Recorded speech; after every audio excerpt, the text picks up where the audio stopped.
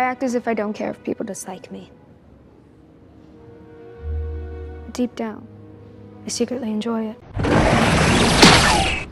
Estou estourando de orgulho.